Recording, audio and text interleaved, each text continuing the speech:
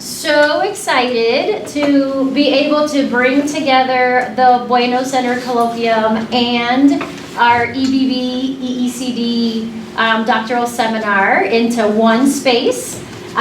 We welcome folks that are joining us from outside of our program area. We're so excited that you continue to support the Colloquium series. So please keep coming back. We will keep giving you amazing content and conversation and company and food. Vaya! Yay! DPS is in the house! Received right up here! But wait, but grab food on the way. Okay. Alright, we have special guests from our partners from DPS, so welcome, welcome. I am very, very happy to introduce folks who everybody I think already knows, but I will say a little bit about them. So this whole last year and into this year and into next year, we've been engaging with Denver Public Schools in a partnership around understanding the current context of writing instruction and also working with teachers to introduce and to help them and support them in implementing a different way of thinking about writing that is really grounded in language. And so Vanessa and Laura are postdoctoral researchers on the project and really spearheading and leading the work that we're doing in the district. And they're going to tell you a little bit about what we've learned from our first year of engagement. So thank you for agreeing to share this on behalf of the team with us, and let's go. Thanks for the invitation. So we're so excited. Our title for our presentation is Demystifying Academic Writing for Emergent Bilingual Students, an Exploration of Genre Pedagogy, and we're going to get into what those things mean and how we're taking them up in a second. So Millie already gave a short introduction about who we are, but we want to emphasize that Laura and I are postdoctoral researchers on this project, but we're presenting on behalf of a larger team.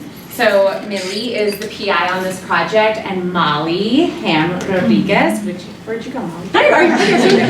She has been instrumental in also the first year of engagement, and our team is growing, and Francisco and Mary Beth have just joined our team. So even though Laura and I are presenting, we're doing it on behalf of this larger team. Did you want to say anything about who you are? Okay. So the first thing that we want to talk about is why writing is our focus. So we're going to start with this quote from Steve Graham's recent literature review about writing instruction. I'm going to read it aloud to you so you can follow along with your eyes. If students are to be successful in school, at work, and in their personal lives, they must learn to write. This requires that they receive adequate practice and instruction in writing, as this complex skill does not develop naturally.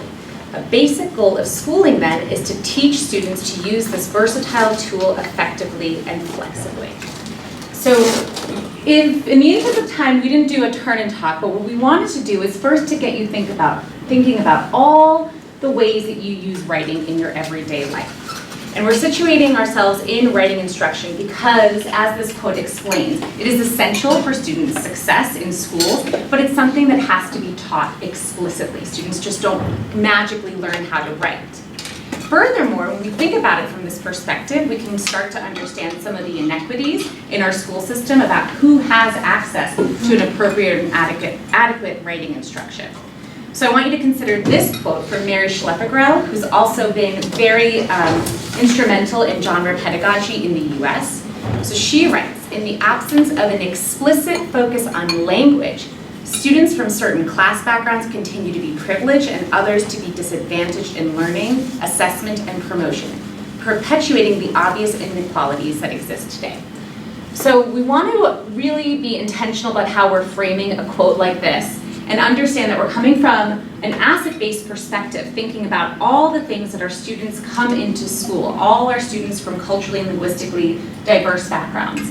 But when we think about emerging bilingual students, we especially recognize the need to be explicit in a focus on language when we're providing writing instruction. This often doesn't happen in our schools, which in part contributes to what is known as the achievement gap, where emerging bilinguals consistently perform much lower than their monolingual English-speaking peers on national assessments regarding writing instruction. So this is taken from 2008 NAEP data, or 2011. The achievement gap between L's and non-L's, it was 36 points lower at the 4th grade level and 44 points at the 8th grade level. We can also recognize that the assessments don't tell us everything. We know from other research that teachers often feel unprepared or ill-equipped to provide strong writing instruction for emerging bilingual students. So that's where we're grounding our research. That's why we are focusing on writing instruction. I'm going to talk a little bit about the theoretical grounding behind our approach to writing instruction and what we've been doing in the first year of engagement. So, our title is called Demystifying Academic Language for Emerging Bilinguals. We know, in this room, most of us know, that discourse around academic language is very prevalent right now. Danny and I are working with a group of Denver public school teachers in an ESL methods class, and a lot of those teachers brought up the tensions around this term academic language. A lot of them said, I think it's confusing, I think it perpetuates deficit-based perspectives about what students can do, so we're keeping that in mind. I really like the way, what's her first name again, Margot Gottlieb and her co-author talk about the different ways that academic language has been taken up recently. So when we look at the work of Cummins and we think about Bix and Cal, we recognize that this is prevalent in our schools, that teachers are often learning to distinguish between academic language and social language amongst their students, but we've also seen scholars in recent years problematize this, recognizing that it's not such a clear distinction, it's not such a binary between what students do socially and what they do academically. Other researchers have talked about academic language from this perspective, from a language skills perspective, focusing on the demands they need for school, drawing on standards like TESOL and WIDA. Other scholars have taken more of a sociocultural approach in the definition of academic language, viewing language as a learning and a social practice. Others see language as social action and talk about how it must be scaffolded in schools in order for students to be able to engage in the tasks at school. Then our research is grounded in a systemic functional linguistics perspective, which considers the relationship between form and meaning and the language that's used in a variety of social contexts. So Laura's going to talk a little bit more about systemic functional linguistics, also known as SFL, that kind of guides the approach that we've brought to this district in terms of what that's called genre-based pedagogy. Then we're going to talk about our project design and what we've learned from our first year engagement, but first we're going to take a second to talk about the theory. Thank you. All right. So I'm going to talk a little bit about SFL, and before I move into the next slide, I just wanted to emphasize that SFL draws from some of these other approaches, so it's grounded in a sociocultural perspective as well, but a key difference between SFL versus a more language skills approach is that systemic functional linguistics is centered in the function of language, the purpose of language. Thinking about how language is used to make meaning in for distinct purposes and in distinct ways. So SFL is a theory of language that stems from Michael Halliday's work. He's a British linguist who spent most of his career in Australia. And he describes it as a theory of language that highlights the relationship between language and context. So from an SFL perspective, academic language can't be understood as a thing that we can give students because it's ultimately grounded in the specific context we're asking students to engage with language in school. He talks about language as the choices that we make to construe meaning for a particular audience within a given communicative context. So it's fundamentally about this relationship between language and text and the context that they're being used. And he talks about these two different types of contexts that any text, which is understood broadly, could be written, spoken, signed, that's embedded in these two different contexts. The first is the context of situation, and the larger context is the context of culture. And so some of these might be terms that you've seen before or are familiar with, just for the benefit of everyone together. The context of situation is composed of the field or the topic of the text, the tenor, the relationship between the reader and the writer, or the speaker and the listener, and the mode or the channel that's being used to communicate that message. And this together comprises the register, which is often talked about in terms of formality, how formal a given text is or a given message is, or informal. So this shifts depending on the situation, but Halliday argued that all texts are ultimately embedded in this larger context of culture. And his colleague Jim Martin termed this genre. So these different text types or genres are shaped by particular cultural norms for what these texts should look like. And this extends beyond schooling context, so we used in our work with teachers, we talk about professional emails or work emails, and certain cultural norms for what that should look like, which are shaped by particular situational context as well, but ultimately, what you view as being important to include and how you construct a professional email is shaped by what you understand that genre should look like. And so this is a working definition of genre that we use, which is a text that shares a common purpose with specific organizational and linguistic features. So groups of text, any sort of text that share this purpose, the same sort of organization and the same sort of features. We'll give you some examples. We want to articulate and make sure that it is clear that we're not talking about literary genres. So that's the term that most people are familiar with when you use the word genre, and certainly most teachers. So we make this clear too in our work with teachers. That we're not talking about fiction, nonfiction, drama, poetry. When we use the word genre, we're drawing from Martin and Rose's definition here, that it's any texts or group of texts that have this common purpose, common social purpose, and share certain features in the way that they're organized, in the way that language is structured.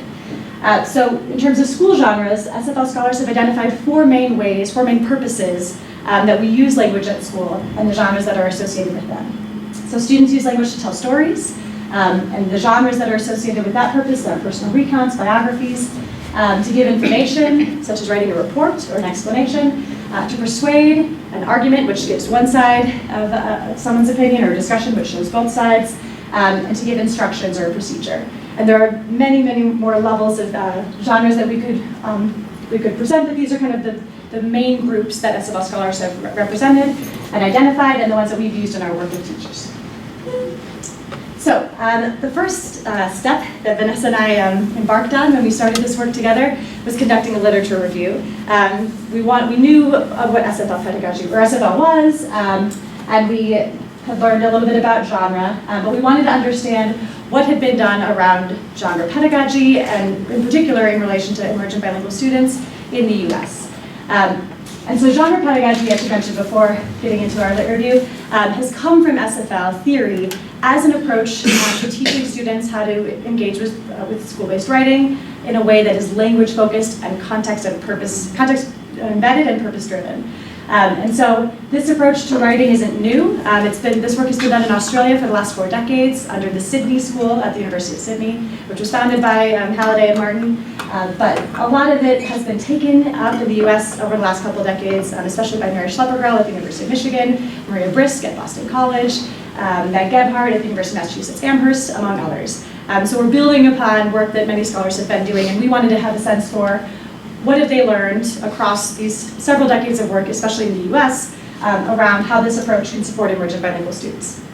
And so what we found from our lit review, which is currently in review, is that teacher training in SFL theory and genre pedagogy supported emergent bilinguals in a lot of different ways. It helped them compose genre-specific texts, so it helped them understand what are the organizational structures or systems, what is the organization and the language features of a report versus a procedure or an argument. So it helped them to compose genre-specific texts. But it also helped them to master academic language and literacy skills more broadly. For example, in the Palinskar and Schleppergrell piece, the teachers in their study were teaching students how to understand likelihood to evaluate scientific claims. So they were looking at scientific texts and seeing how writers used language to show how strongly they felt about particular arguments they were making, and then students started to do that in their own writing. So these skills transferred beyond genre-specific focus to general academic language and literacy skills that students are using. It also contributed to learning content across academic disciplines. So many scholars have looked at how this approach supports students in learning content knowledge in science or in social studies. And finally, the more recent strand of scholarship is looking specifically at the critical component of SFL work and thinking about how it could help students develop critical language awareness. So recognizing that texts are written by authors who make choices in their language use to give a perspective, and that those authors' choices and language, the language that they use can be engaged with. Their ideas can be pushed back against. So they're trying to understand how this approach can move into a space of critical language awareness. But one thing that we haven't seen in the scholarship is, even though a lot of this work has been focused specifically on supporting English learners, emergent bilingual students, we know very little about how this pedagogy could be taken up for students learning in bilingual contexts. And this is important because we know that bilingual contexts are much more responsive to students, emergent bilingual students, than English-only mainstream classrooms. So the work that we've been doing this year is really engaging with this question. Can this pedagogy, which has been shown to be effective in English mainstream classrooms for supporting this demographic of students, also be effective, or perhaps even more effective, in contexts where students are leveraging all of their linguistic resources for learning? So I'll pass it to Vanessa to tell you a little bit more about the work that we've been doing around this. Yeah, so now that you've gotten a background of what genre pedagogy is based on systemic functional linguistics, we're going to talk about how we are starting to engage with this work in bilingual contexts. I'm going to show you the research questions that guided our first year of engagement last year, which really is just a pilot year as we learn more about this approach. So our first research question asks what the nature of writing instruction is in an urban public elementary school that serves Latinx, Spanish-speaking, emerging bilingual students through bilingual education. Our second question asks how teachers and educational leaders at this school understand writing instruction and development for bilingual learners.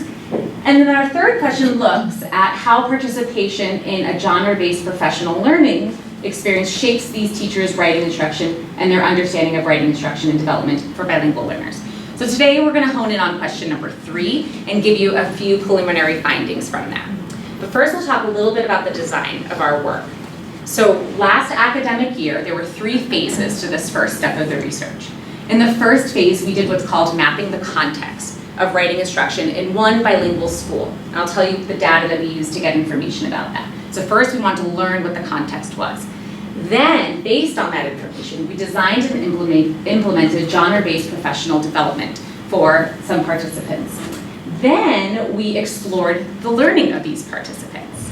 These were the data sources that we used. We did focus groups before and after the PDs. We did classroom observations. So first we did observations of teachers' instruction to get a sense of what writing instruction looked like in this school. And then we did video elicitation interviews for, quoting our friend, our BFF, Fred Erickson here.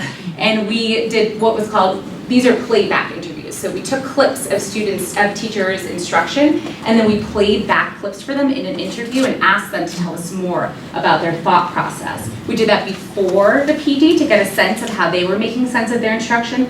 We also did it afterwards to kind of talk about the things they were taking up and what they noticed.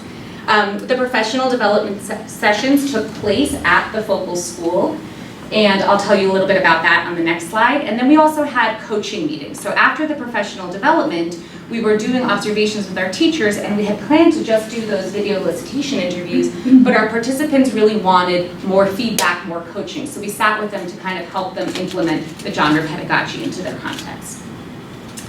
So the school that we're talking about is referred to as Dos Puentes Elementary School, which is actually the name of the school in New York, I realize now. I'm like, what is it? Yes, Elizabeth, I know, but it's a pseudonym for this school. It's a K-5 urban public school in the Rocky Mountain region of the U.S. And this school has 92.6% of the students qualify for free and reduced lunch. 93% are identified as Latinx, or are identified as Latinx, I should say, and then 77.8% of the students are also labeled as English language learners. This school implements a one-way dual language Spanish-English model. We weren't sure who was going to be in the audience today, so we're kind of geared our definition to a broader audience. I recognize that a lot of people in this room understand dual language education at a deeper level, so just bear with us as we explain it for those who might have less experience. So this school, at the higher grade levels, has a 50-50 dual language program. We're going to simplify it for the sake of this presentation and tell you about 2 teachers that we worked with, focusing on one in particular. So at this grade level, there were 2 teachers who provided instruction. This district refers to the 2 teachers as English language acquisition English teachers and English language acquisition Spanish teachers, ELA E and ELA S. What that means is there's one teacher, an ELA E teacher, who provides instruction in English. And then there's another teacher who provides instruction in Spanish. There are 2 groups of students, and in the mornings, they spend time, one group spends time with the ELA E, and one group spends time with the ELA S. In the afternoons, they switch. So they're getting instruction in both languages from 2 different teachers. This is a simplified version for this presentation. In this context, it's actually a little bit more complicated than that, but keep this in mind because we're gonna be we're doing a case study. We're presenting a case of one teacher who we call Maria Salas here. She's a 4th grade ELA-E teacher. She had been working at the school for 9 years at the time of the study, but she is a very experienced teacher with 23 years of experience. She has a BA in Spanish and bilingual education and a master's in reading instruction. And she identifies as a Mexican woman who is bilingual. And I say that she identifies as that because we asked her, and we asked her how she wanted to be identified as we were continuing with our presentations and our writing, and this is how she answered. She did attend elementary school in the district where the study is taking place, but at the time of her education, there was only sink or swim, as she referred to it, or immersion. So she has experience teaching both in English and in Spanish, given the progression of the model at the school. But for now, she teaches all in English. She's an ELA-E teacher, that's what that means. But it's important that she's bilingual because she uses her Spanish as a skill to support her students' learning. We chose to focus on her as our case study because she's an experienced teacher and she was the most successful example of how this approach was taken up at the school. There were 3 other teachers at the time that we were following closely, but Maria really took it up at a much deeper level than the other teachers. So we're going to focus on her case today. Great, thank you. All right, so we're going to talk a little bit about what writing instruction looked like in Maria's class before we introduce any professional development around genre pedagogy. So we identified 4 main areas of what we noticed in those early observations and video elicitation interviews. The first was an abundance of what Steve Graham calls writing without composing. So this comes from the same piece in the Review of Research and Education, his recent article looking at writing instruction. And he argued that there was an abundance in the larger scholarship, there was an abundance of literature at the secondary level showing writing without composing. We thought that was interesting because this is a 4th grade classroom and we still saw quite a bit of writing, students writing but not actually engaging in composing something of their own. And so what this looked like in the observations that we saw of Maria's classroom were a lot of students responding to text-dependent questions, response to literature, and also when there was language instruction, it was decontextualized, so it was form-focused but not embedded in the context of writing, composing something. We also saw a lack of explicit writing instruction. So Maria did a lot of wonderful modeling, but then she would have students write independently. So there was a lot of telling students what to do without actually engaging with them and showing them what to do collaboratively. And we saw a lot of unstructured independent writing time as a result. So after the modeling, students would spend maybe 30 or 40 minutes engaged in the writing task. We also noted that her approach to writing was very much informed by the Common Core State Standards, which is unsurprising as the curricula is also grounded in the Common Core State Standards. So she used the district curricula, which is an adapted version of expeditionary learning. And when we talked to her about genres before the PD, the way that she was framing genres was the way that the Common Core framed genres, which is as informative text, narrative text, and opinion text. And an SFL lens helps break that apart a little bit further, as you saw from some of our examples, gets a finer toothed lens on what that means, but saw kind of these buckets of genres that she had to cover in her writing instruction. We also wanted to highlight that she did use a lot of great ELD strategies. One of the things that really struck us was her habits of discussion, which was a training that they'd received, I think, a few years back. But her students were engaging in using and practicing academic language. So students, when they discussed together, would say, I agree with so-and-so because, or I disagree with that part of your argument because. And so students had this really wonderful way of engaging with one another in her classroom that she had scaffolded and explicitly taught students. But when we talked to her about it, she said something similar didn't exist for writing in her classroom. So in terms of academic language use, oral language, students were engaging in that way.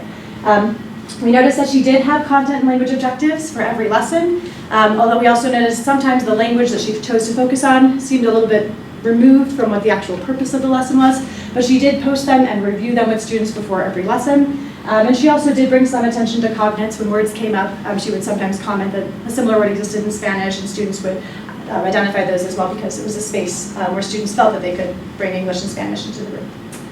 And I wanted to give you a couple examples just of the first category because of time, just to give you a sense for what writing without composing looked like.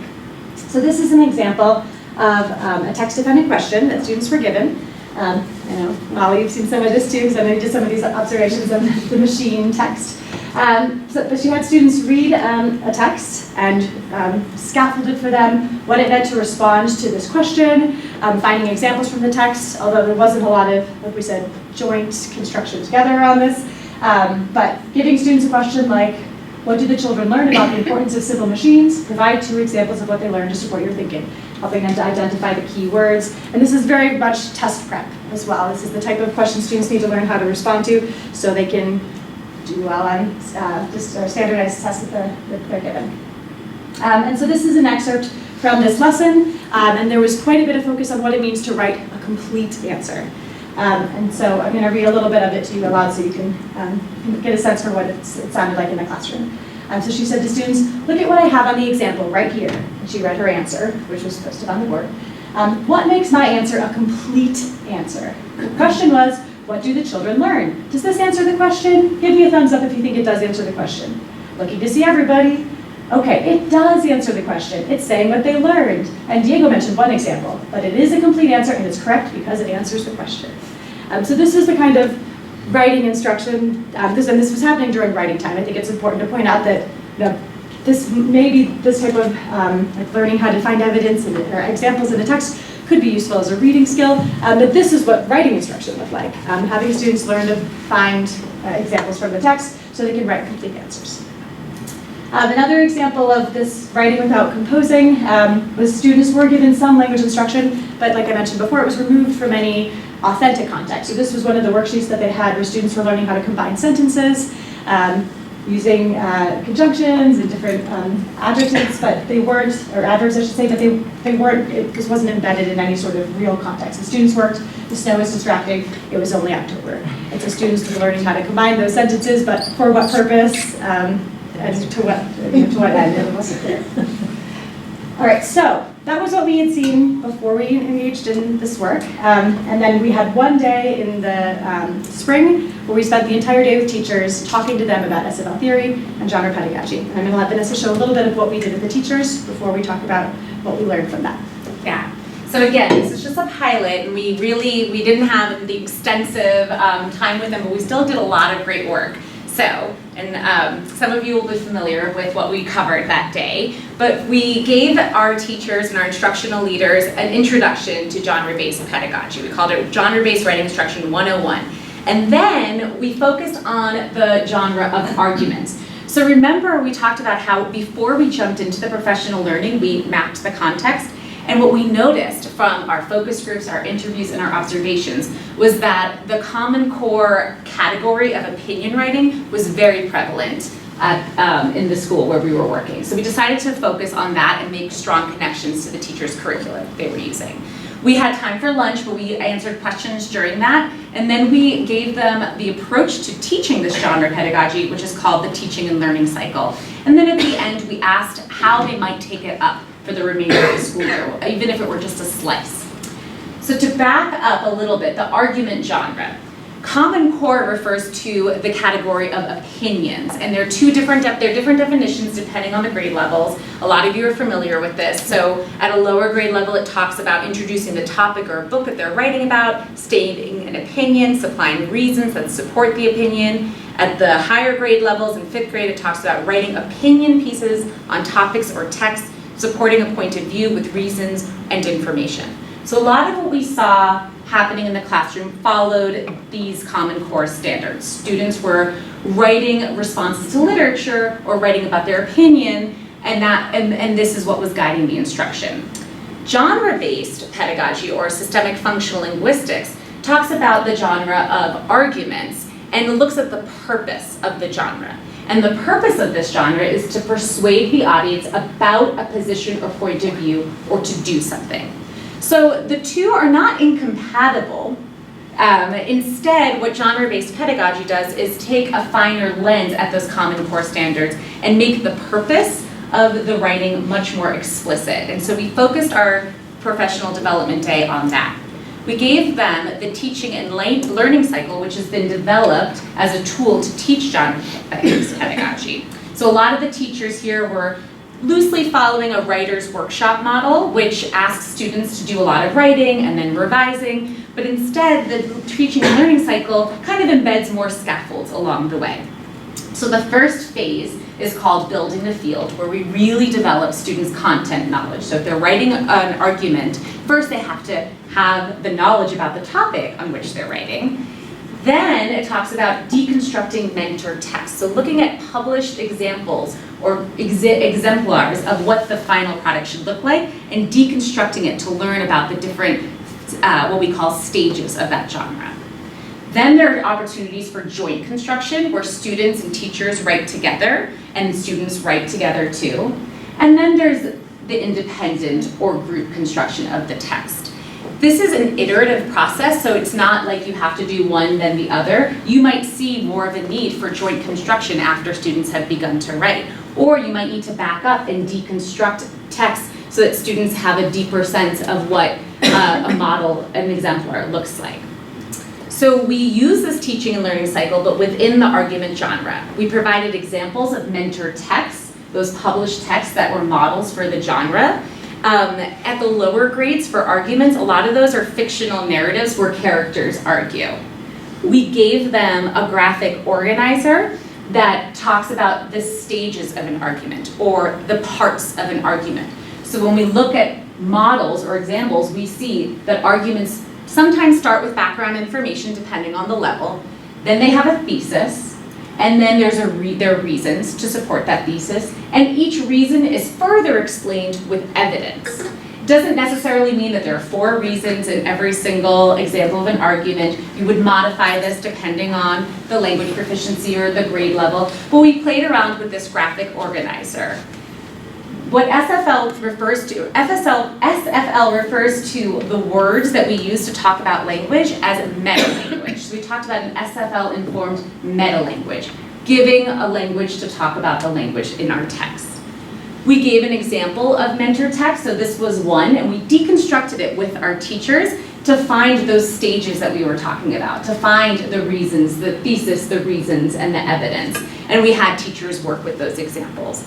We also did joint construction activities, like this sorting activity where there were different theses and different reasons, and teachers had to match the theses to the reasons with the correct thesis. So we gave them a bunch of tools that they could apply with their students. So the purpose was twofold. One was to develop teachers' own understanding about what a strong argument looks like, and the other was to give them hands-on techniques that they could use to apply the teaching and learning cycle and teach a genre-based writing instruction in their classrooms. So now, after that day, and then we did those coaching sessions, Laura's going to talk a little bit about how Maria took up some of those things in her classroom. Thank you. So we're going to share some preliminary findings, and again, I want to reiterate that these are very preliminary, so we're just starting to engage in analysis, but wanted to share some of what we're finding as we've gone back through the videos and our conversations that we had with Maria. And I also wanted to mention something that I thought was funny. So in the first focus groups with all of the teachers, we had asked the teachers to tell us about themselves and what they teach. And when she said she taught ELA-E but had taught in Spanish, we asked if she would ever consider teaching the ELS side. And some of the teachers were kind of joking and saying, Maria doesn't like change. And she laughed and she was like, yeah, I don't like change. She took up so many of the practices we shared in the PD, which is why we wanted to highlight some of these today, really showing that she was engaging in this work, and a lot of the examples that Vanessa just shared, she tried out with her students right away. So the question that we're focusing on today is our third research question, which was, how does participation in genre-based professional learning shape teachers' writing instruction and their understanding of writing instruction and development for bilingual learners? So we're going to start looking at a few examples of how this impacted her writing instruction, what she took away from the PD and began to implement in her classroom. And again, some of the emergent findings are that she was using more explicit instruction of genre structure, or the stages. So the stages that Vanessa just walked you through, we saw her using in her classroom and making explicit to her students. She was also engaging students in some of this meta language. So she wasn't just telling them these are the components, but she was asking them about why those were the components and how they were organized, and students began to take up some of this language. She started to attend to the authentic purpose of the genre, so really thinking about why students would want to learn how to write an opinion, and how that could be useful, not only for that assignment, but beyond the assignment. But we also noticed that she was really trying to make genre pedagogy fit within her existing curricula. And we recognized that we only had one PD day, but she didn't want to throw out anything she had, so there was a kind of an attempt to make everything fit, and sometimes it aligned well, and sometimes we saw examples where they just didn't align very well. So here's a few examples of some of that explicit teaching of genre structure that we saw in her classroom. She created anchor charts that specifically laid out the stages for students, and talked about what was the purpose of each of these stages. You see some sentence frames with it, what I think, why I think, some examples. She used the graphic organizer that we'd used together with her students and unpacked what that was for students as they were doing their own opinion writing. She also engaged in some of the activities that we had tried together. So she did mentor text deconstruction, so she found a few different texts and had students highlight the different stages in different colors as they were practicing identifying these different components in a mentor text. And this is something that's really salient in genre pedagogy, that it's really centered on authentic texts in the genre. So seeing her take that up and sit right away was really powerful. And she also had students do a matching activity similar to the one we had done, where they matched claims, reasons, and evidence of two different texts, and learned how to sort them and talked about why they were sorted in that way. So that was some of the explicit teaching we saw. We were also really excited to see her engaging students in SFL meta-language. And I'm going to read a little bit of what we saw, and I apologize that we can't play the transcript for you because it's much better than just hearing me read it all out.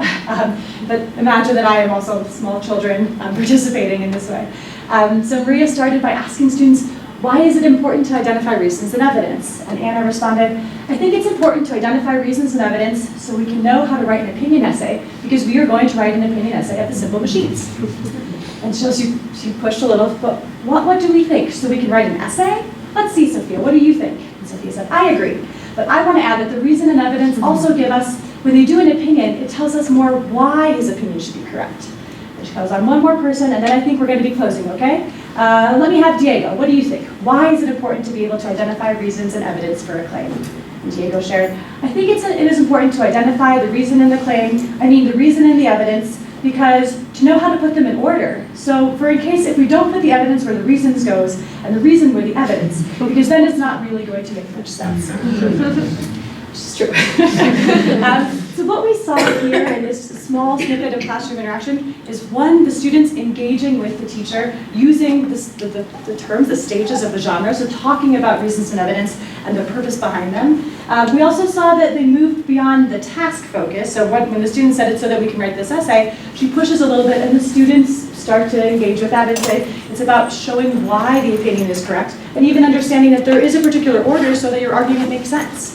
So again, this is very initial because it's the kind of first time she's engaging with the terms in this way, but we see already students are starting to take up some of that language with her. This we also thought we were really excited about because we saw her attending to the authentic purpose of the genre. So as Vanessa mentioned, we integrated some planning sessions and coaching sessions with Maria and the others at their request. It was not something we planned to do in the research, but because they wanted a little bit more feedback on how they could take up what they learned in the PD.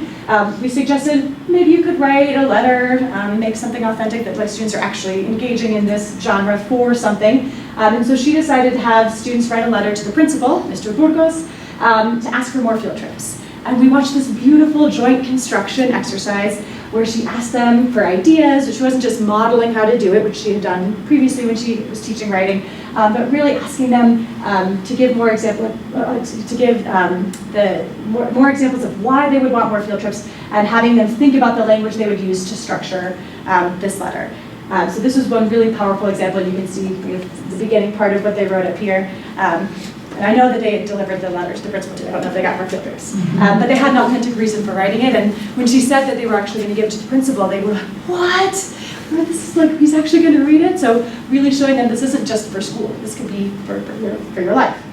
And so building upon that, she had a conversation with students at the end of the lesson saying, so we were practicing how to write an opinion essay, framing what the purpose was. But you guys, it's more than that. Because I bet you, I don't know, but sometimes at home you might want something from your parents. For them to get you something, you need to give them good reasons. You need to tell them. And she held up the mentor text, I want an iguana, which she had already read with students. Like, remember this little boy? He wanted an iguana. And did he convince his mom? And the student said, yeah, he convinced her. So it's not just about writing. This is important because we need to be able to explain, share our opinions about topics in life. And we want to be able to give reasons why we believe what we believe. So this showed a dramatic shift in talking about not just we're writing an opinion piece because it's what we need to do in the curricula, but really getting at the underlying purpose of learning how to write an argument.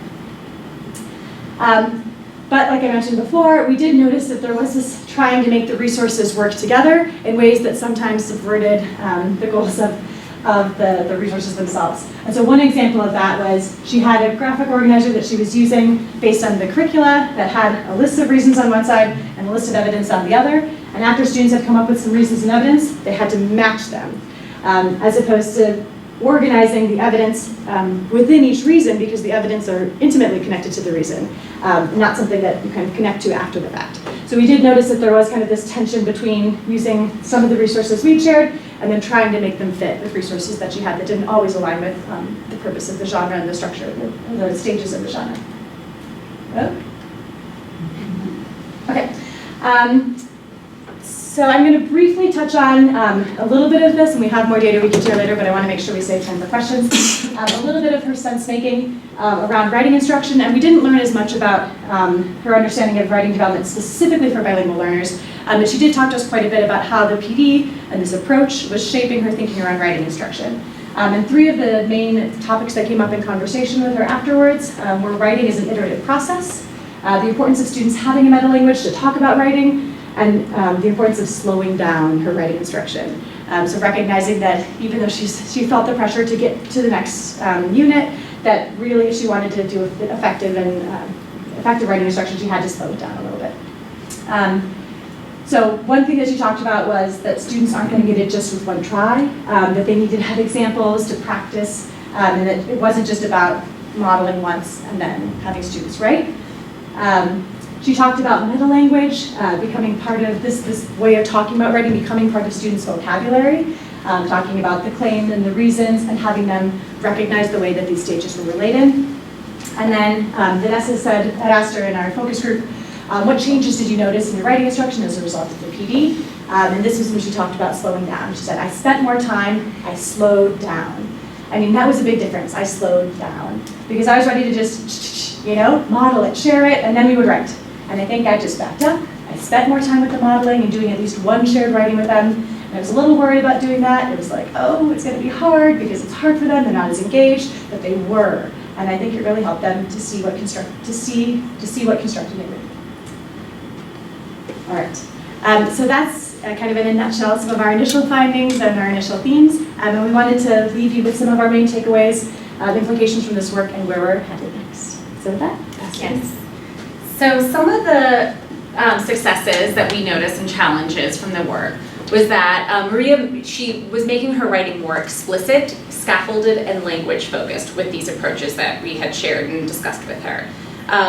She was starting to shift her conceptualization of writing instruction for emerging bilingual students, and she noted that the genre pedagogy seemed more meaningful and responsive to her students' needs. So kind of building off some of those quotes that Laura had shared. Some of the challenges were that after only a day and then those coaching sessions, it was a very superficial understanding of SFL and genre pedagogy. It is a complex theory, and we didn't have time to go in depth in the way that we wanted to with that first session. We just gave her a taste, and so she was using what we gave her, but it wasn't enough. And then there were the competing demands. She felt pressure to go faster. She felt pressure to meet other standards, to prepare her students for tests, and she didn't always see this as supporting that goal. And then time was the biggest challenge. Time to plan, time to collaborate with her ELA S partner, time to teach writing with her students because she didn't feel like she had enough time to do things at the level that she wanted to do.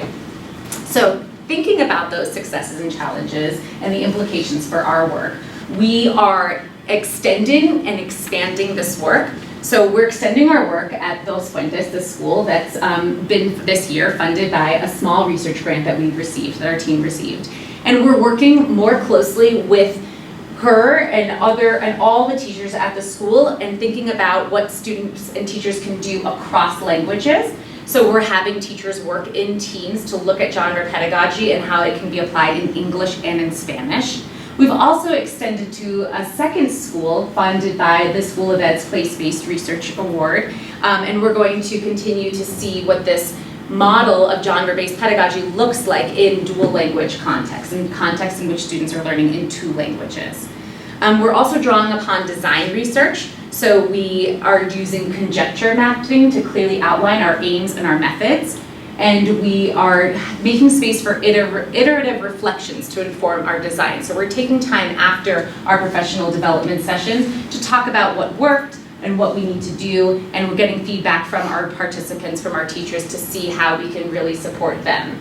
And then we're engaging in the co-design, which I just said. So right now we are at Dos Puentes, and we did 2 full days of professional development at the beginning of the school year with the whole school, and now we're there every other week with the whole school during their planning time, working with all teachers in genre-based pedagogy in 2 languages. This year we're focusing on the report genre, which is a different genre, and then we'll have a smaller group that we'll work more closely with to really support its execution, but our hope is to continue the partnership and to grow. So with that, thank you, and I will have a little time for questions. I think we have about 15 minutes, so. Yeah. Questions, I think. I have a question. Yeah.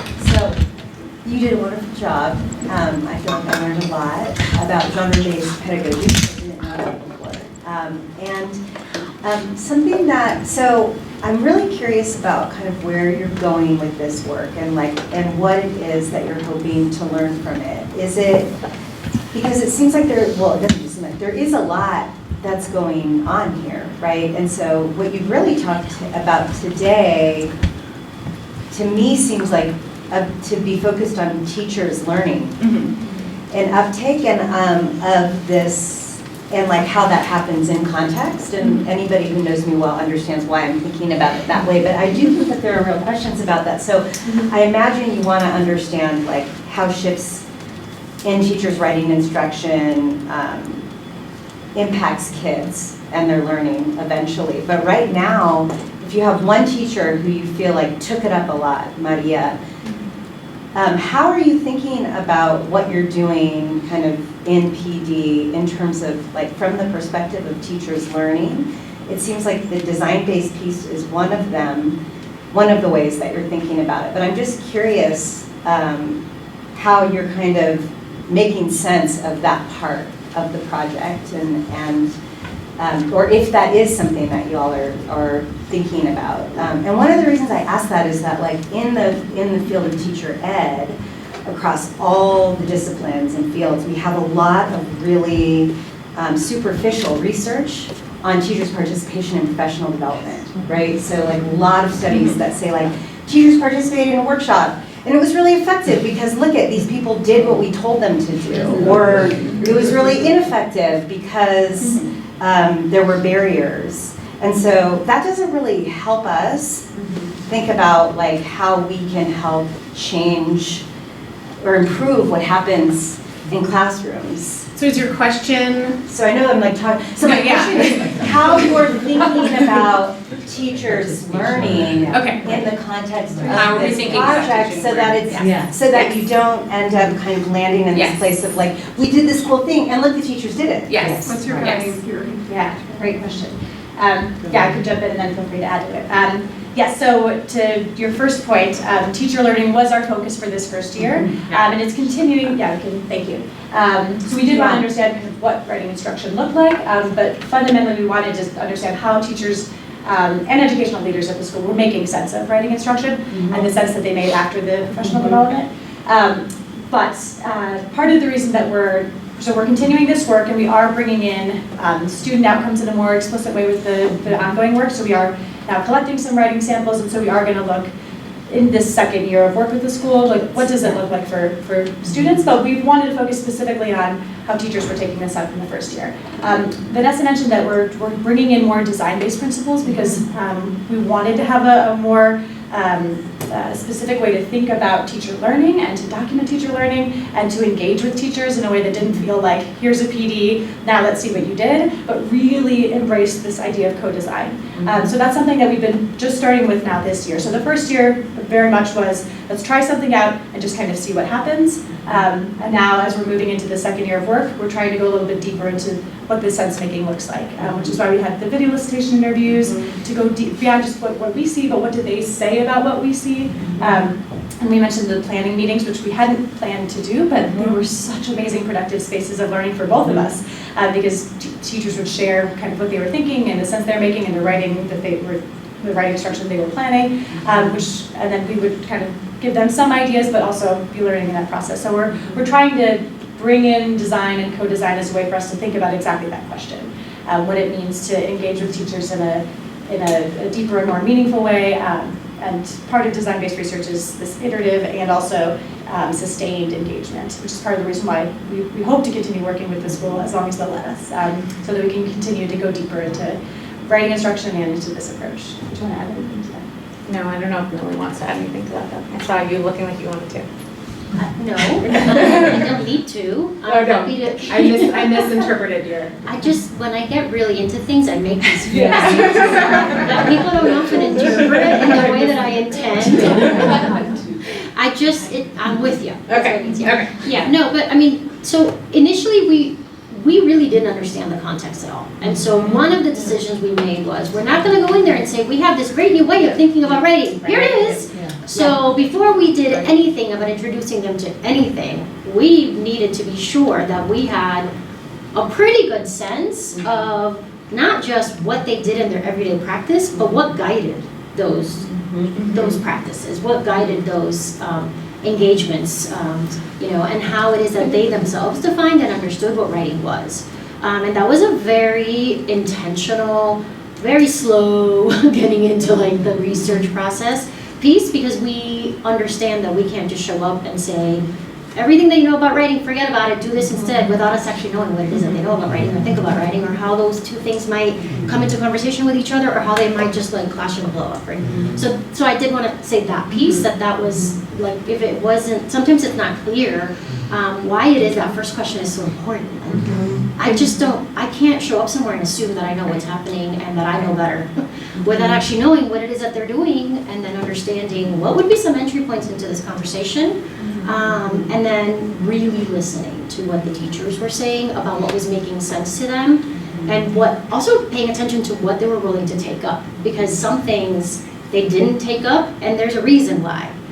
They didn't take up those things, at least not yet, right? Well, see, that's where I think there's like so much potential here for us to learn. So like, when you had the little T-chart that had like the challenges, I think what I found interesting about that is in some ways we could have predicted all of those things, right? And I think like depending on the theories of learning that we bring to thinking about teachers' learning, we see those things as barriers, or we see those things as predictable, as teachers, as learners, in context. Of course, they already do things and understand things and work in a context that expects things of them. So then, given that reality and what you know about the school and the teachers and all of that, it's like, okay, well then, how do you make sense of their experiences learning with y'all? And then how do you also think about, well, okay, if we want to see, well, obviously you want to see more teachers taking it up more robustly. So how can like thinking about their learning in these complex ways help that happen? So, and like what can we learn about that can help the rest of us think about, like, when we're going into spaces and working with teachers to improve instruction for bilingual learners, like. I also wanted to just emphasize that, so like what Millie was talking about, mapping the context, like we met with instructional leaders who work with this school. We interviewed the administrators. I know the kids' names. Like we spent a lot of time in their classrooms working with them and getting to know what they were, and then these challenges have informed the current year of our study. So that's why the principal agreed to give us 2 full days of a week of PD at the beginning of the school year, which is a really, it's an honor, right? It's such a gift. And time with the whole school every other week. So yes, these are the demands. Some of them we could have predicted, but they're also informing the second iteration of our project, where we are working collaboratively with them. I mean, we're meeting with the instructional leaders at the school. We're looking at vertical alignment. We're looking at the curriculum together. We're making sure that we can make space for this so that what we're giving them are tools to support what they have to do. It's not another competing demand. Yeah, and I just wanted to add, and then I'll get to these questions, that we also really tried intentionally to position ourselves as learners in bringing this pedagogy into Spanish speaking or Spanish class in Spanish context. And we've reflected on this ourselves, that we gave them a lot of resources for genre-based pedagogy in English because those are resources that exist. And we mentioned when we began this work with that, we want to understand how this works in a bilingual context, and this isn't research that's out there. So in some ways we've positioned ourselves as learners, but I think we're continuing to try to be intentional about recognizing that we don't come in with, not even with all of the strategies and ideas about how to make this work, because obviously the context is so different from what's been tried before.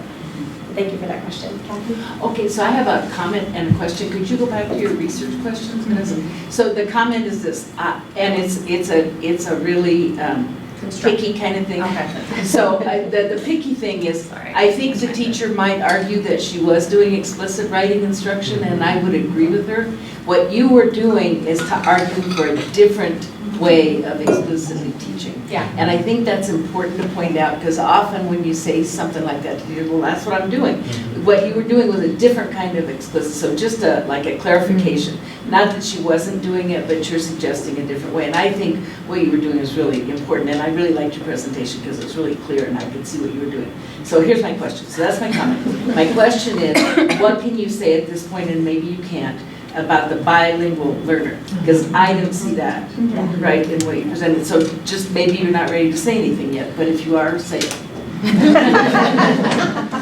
Yeah, right now, in that first year, we were focusing on teachers taking it up, and we saw student engagement shift, but that wasn't something that we were measuring and that we planned to measure. It is something that moving forward, we want to see how students are taking it up and how it's shifting, but we also look at the research in genre-based pedagogy and know that these changes take a really long time. The first change has to come with the way the teachers take up the instruction and implement the instruction. So that's where we are now. We're not looking closely at student writing. We didn't do that our first year. Well, but in shared writing, when the kids are engaging and Mm-hmm. offering, wouldn't you have some observations at this point? Maybe? Yeah, and I mean, you can pull up that quote that Laura shared. Do you want to talk about that, Laura?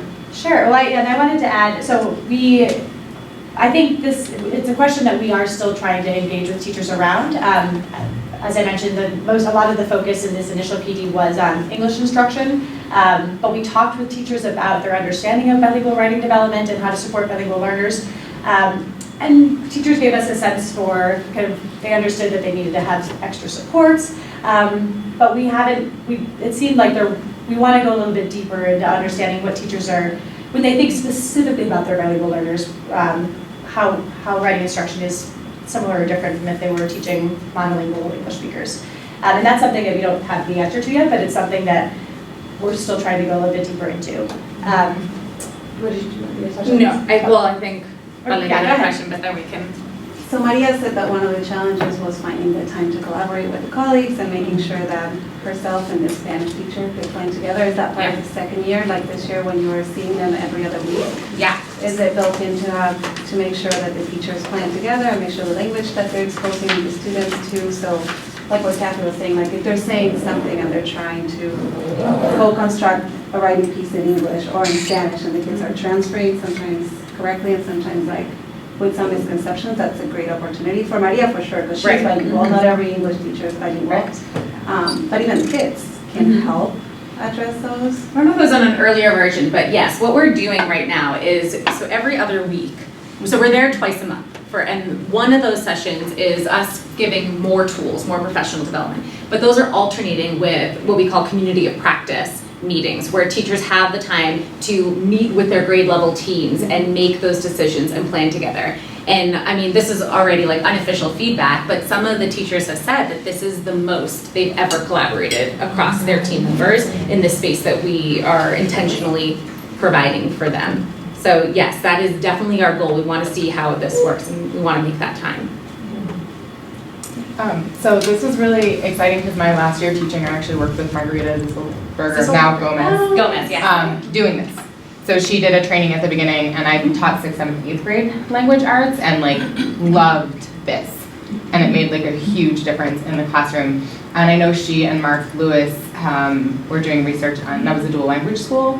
So I don't know, I mean, you were saying like, not really sure if like people have done this in bilingual spaces, so I know the two of them were trying that out. I don't know if it's something that they continued with because I stopped teaching, but maybe.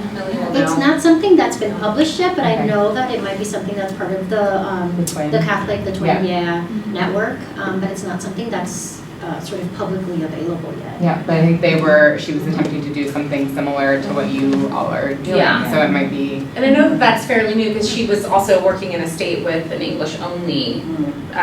She's been in Maryland for a couple years now. So I guess her previous research that we were drawing upon was in Massachusetts where it was English only. Pretty soon, if you're looking for a research team to join, it sounds like her right now. Hi, thank you so much. It was really interesting and helpful for me to hear about this. And I feel like I'm going to repeat some of the things Jamie just said in terms of like focusing on learning, because you did say it was a case study of like a teacher's learning. I feel like it's what's missing for me in the presentation was like putting forward like, this is our definition of learning. And like, I actually hear you saying the things that like, so many of the things you're saying are like the evidence of learning, but because you didn't tell us like, that's what I think learning is. So to hear teachers like, yes, to see the teachers picking up like the practices or the tools, that's part of your theory of like, that's what learning and change would look like. But you said other things like, you're getting feedback already, like this is the most important thing we've ever done or whatever. It's like, well, I want a theory that would also count that as learning. And I just think that you have so much evidence of learning, but you got to make it pop. And then if you're going to do the design-based research, you really do need to be very, very explicit about like, this is the theory of learning, and then these are the tools, and this is what we're going to count as change. But I feel like it's all like, it's in there, and I just want it like, I know, I'm like yelling at you. But as a teacher, my style of teaching is like, I'm yelling at you. I'm so excited, but I do feel like it's not, like it wasn't explicit enough that that's how you like operationalize it. And I don't want to lose any of that. And this is very preliminary. Like we're really just starting the analysis. We want to give you like some emergent themes, so that's super helpful and for us to keep in mind. We did cut a slide that had our theory of, so we grounded in the first year was really grounded in kind of the sociocultural understanding of learning, but as we moved, we realized that we needed something a little bit richer to draw I think it's on. like you need the theory of learning, but you also need to be able to say, and these are the kinds of like evidence that we count as demonstrating learning. The conjecture map is missing. Yes. Exactly. Right. Yeah, that's missing. Yeah, but that's really cool. Yeah, don't background it. It's really important, and I think, like, I understand why you did for today, because you have limited time, but I do think when you start writing about this, it's really important, and like, the literature based on teacher learning isn't very strong. Like, we need studies that really take a robust view of teachers' learning and try to make sense of what's happening in this, and kind of the more complex the context, the richer the learning. And so you have that. So it does seem to be, I don't know if it's just a point in our field right now, because like Melissa Bratton did a pre-AERA workshop, because she was seeing so many AERA submissions that didn't have a theory of learning. like 800. And so that was like 120 people showed up a day before AERA to get some tools. And there's a demand, exactly what you're saying, there seems to be a demand right now. Go ahead. I And I think, our last one.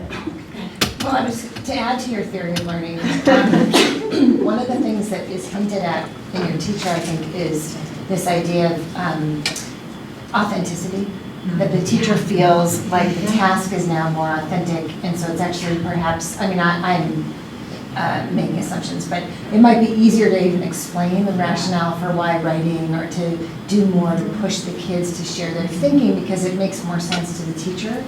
And I would love, if we think of Coburn sort of deep and lasting change, then like where else are we seeing that? It could actually be with these 2 rich days of PD and all the stuff in between. You're not really just hitting on writing, even though those are the direct tools, but you might ask, are you taking this up in other ways? Do you see kids talking about their rationale for things in other areas? And that just might be a little like extra piece to look into. Our math teacher is really excited about we're supporting our students in writing explanations for how they solved their math problems. Right, because the very best PD isn't just about what you're teaching. Thank you. And this is one of the things that we were thinking in terms of data sources, and then I have one more thing I want to say about the complexity of context. In terms of data sources moving forward, like how else can we see evidence of how teachers are making sense of this and how they're implementing it? So they have to turn in lesson plans already across the content areas to their principal. So in the next project that the proposal is currently under review, one of the data sources that we're going to also collect is lesson plans outside of writing, just to see if any of these elements are coming up. And of course, that assumes that they're going to be writing it down in their lesson plan, and we may not see it in the lesson plan, but we may see it in their teaching. So we have to think about how else do we capture that. So that's one piece. But the other piece is the complexity of context issue. So the second school that we're now starting to work with is also a bilingual school, but it's a completely different model. So what does this look like in a transitional model, or a school that sort of thinks very differently about the goals of how language is used, and also like where eventually, thinking about bilingualism from that perspective versus a dual language model, where bilingualism and biliteracy is sort of like at the core of everything that they do long term. And so those 2 different contexts, and also K-8 versus K-5 is sort of another layer that we're thinking really deeply about. I think we're a little over time, so we can wrap up here, but thank you so much for your comments.